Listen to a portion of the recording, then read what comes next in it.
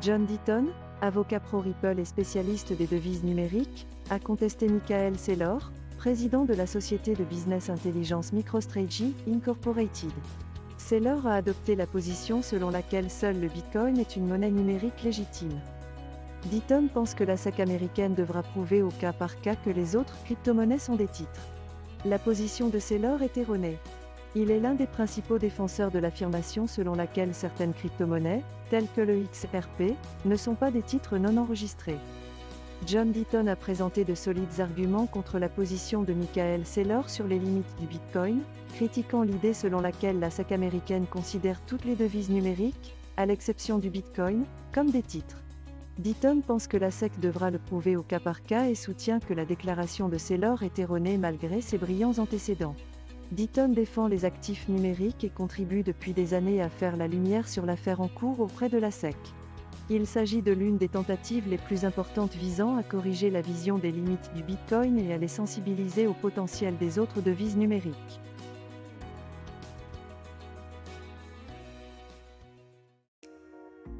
Les crypto-monnaies se négocient généralement à plat aujourd'hui, le Bitcoin se situant près du seuil de 23,5000 $.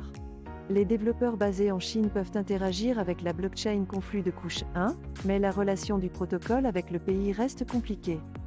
La suspension de Binance USD par Coinbase en raison du non-respect des normes de cotation est l'une des actualités les plus récentes liées à la cryptographie. Le rejet d'un prêt de 100 millions de dollars à Kochbank par le géant de la DeFi MakerDAO en est un autre. Cet article fournit une analyse informative de l'état actuel du marché de la cryptographie. Il couvre un large éventail de sujets, allant des performances des principales cryptos telles que Bitcoin et Ether, à la relation complexe entre la Chine et Conflux de la blockchain de couche 1, à la croissance de divers jetons chinois, à la performance des échanges décentralisés et au rejet du prêt de MakerDAO. Il fournit une vue complète du secteur et donne un aperçu de l'avenir des marchés des crypto-monnaies.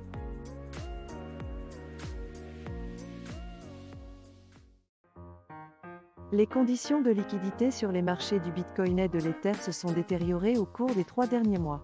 Cela a suscité des inquiétudes quant aux brusques fluctuations de prix sur le marché de la cryptographie. La profondeur du marché, un indicateur utilisé pour évaluer la liquidité, a diminué de manière significative depuis octobre. Cela a amené les principaux fonds à réduire leur participation, en raison de l'ampleur des dérapages associés. Les anticipations de volatilité ont également diminué, ce qui pourrait entraîner des explosions soudaines de volatilité sur le marché. La faible liquidité et la forte volatilité pourraient avoir un impact considérable sur le cours du marché au comptant, en raison des activités de couverture des teneurs de marché.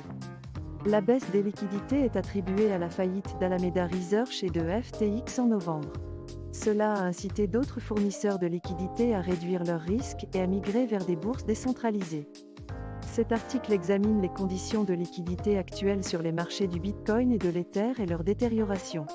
L'article explique ensuite comment cela a amené les traders à s'inquiéter des brusques fluctuations de prix et comment les teneurs de marché peuvent contribuer à cette tendance.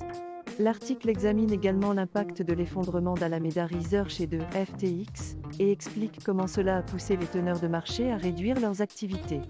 Dans l'ensemble, l'article brosse le tableau d'un marché peu liquide et présentant un potentiel de forte volatilité, ce qui pourrait entraîner des fluctuations de prix importantes sur le marché des crypto-monnaies.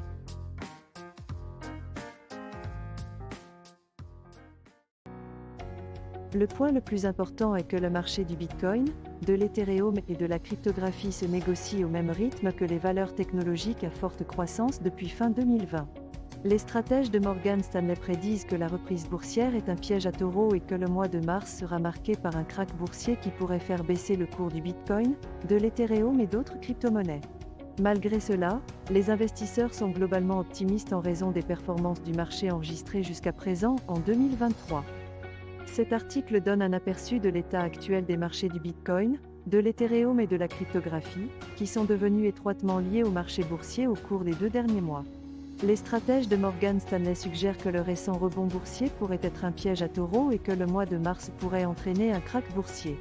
Ils font référence à des données historiques qui montrent que les marchés baissiers font souvent une pause entre les saisons de résultats trimestriels avant de poursuivre leur baisse. L'article souligne également que le marché du Bitcoin, de l'Ethereum et de la cryptographie se négocie au même rythme que les valeurs technologiques à forte croissance depuis fin 2020, et que les investisseurs sont globalement optimistes en raison des performances du marché en 2023 jusqu'à présent.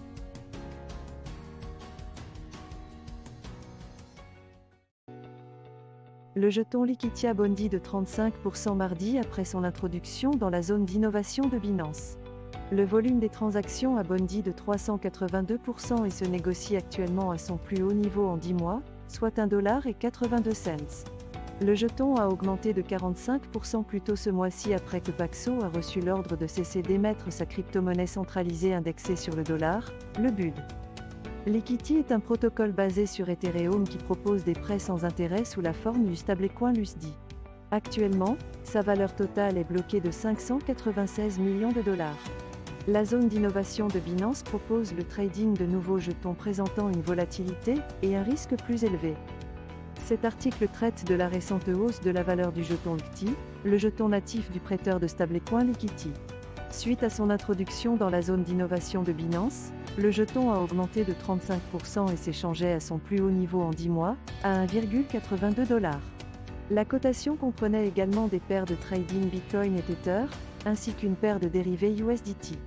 L'augmentation de la valeur du jeton peut être attribuée au fait que le département des services financiers de l'État de New York a ordonné à Paxos de cesser d'émettre sa crypto-monnaie centralisée indexée sur le dollar, le BUD. Liquity est un protocole basé sur Ethereum qui propose des prêts sans intérêt sous la forme du stablecoin USD aux utilisateurs qui déposent de l'Ether. Le protocole a une valeur totale bloquée de plus de 596 millions de dollars. La zone d'innovation de Binance est un lieu où les utilisateurs peuvent échanger des jetons présentant une volatilité et un risque plus élevé que les autres jetons.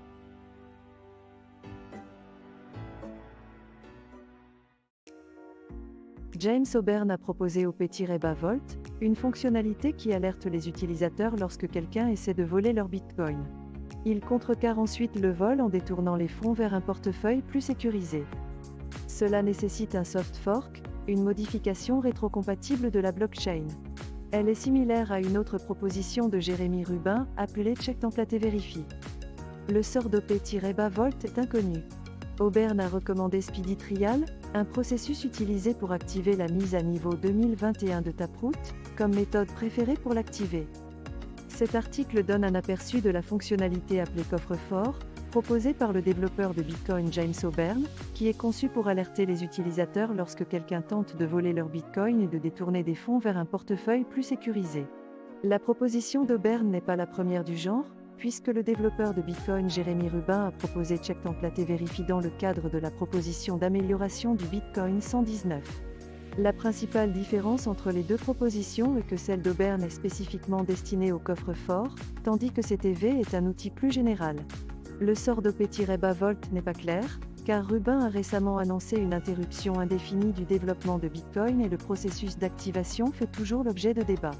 Certains membres de la communauté Bitcoin se sont dit préoccupés par le processus d'activation de Speedy Trial, qui prévoit un délai de 3 mois pour que le réseau Bitcoin atteigne un seuil de mineurs qui se déclare favorable à la mise à niveau. Dans l'ensemble, il est trop tôt pour dire ce qu'il adviendra d'OP-Vault au cours des prochains mois.